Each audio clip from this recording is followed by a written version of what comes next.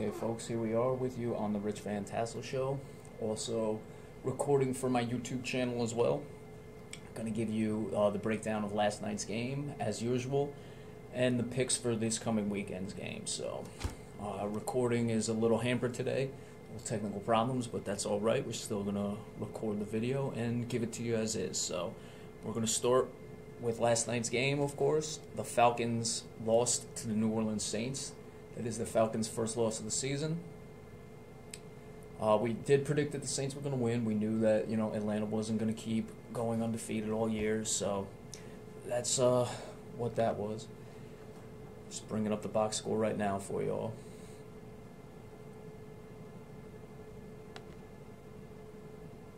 All right.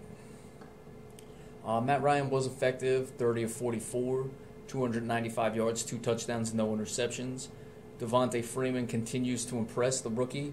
You've really got to start to consider him for Rookie of the Year if you haven't yet to do so. He was 13 carries for 100 yards. That's 7.7 yards per clip. Very impressive. Julio Jones, 6 receptions for 93 yards. Devontae Freeman, again, out of the backfield, 8 for 56. Leonard Hankerson, 4 for 37. So Julio Jones, quite pedestrian for his standards, but still an effective game. That shows you how good of a year he's having. Atlanta lost 3 fumbles, which is critical. Obviously, you're not going to win many games when you turn the ball over like that. Only 1 sack and no interceptions. Now, for the Saints, Drew Brees, very good, 30 of 39, very efficient. Obviously, he's not throwing the ball downfield with that shoulder injury he continues to have.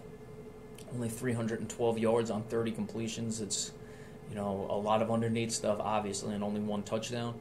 Didn't run the ball too particularly well. We thought that'd be a key to their game plan coming into this game, that they would have to run the ball much better, but were pretty effective regardless. Mark Ingram, 20 carries, 46 yards. Kyrie Robinson, 7 for 23.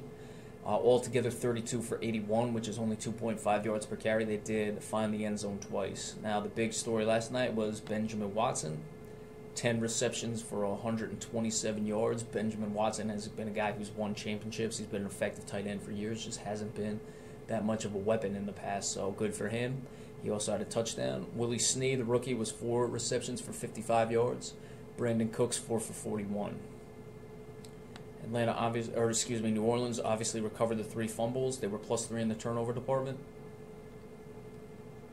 And they had 5 sacks. So they did what you needed to do on the defensive side of the ball. They got turnovers and they got sacks. So where does New Orleans go from here? We have to see. They obviously had to have that to have any hopes in that division. They still got a long ways to go, but if there's any team that can claw out of it, you would expect Sean Payton and Drew Brees would find a way.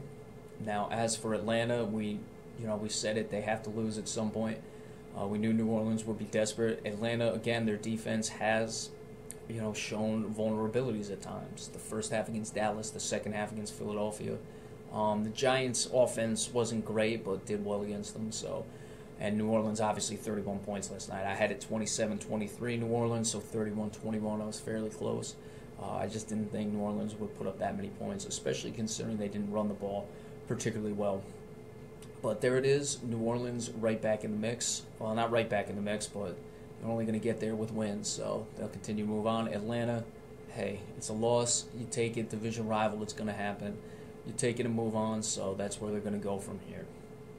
So we're going to hit a quick break right now, and we're going to come back and start giving you the game picks as well as a little baseball update before the show is out. So be sure to stay tuned, and we'll be right back with you in just a moment.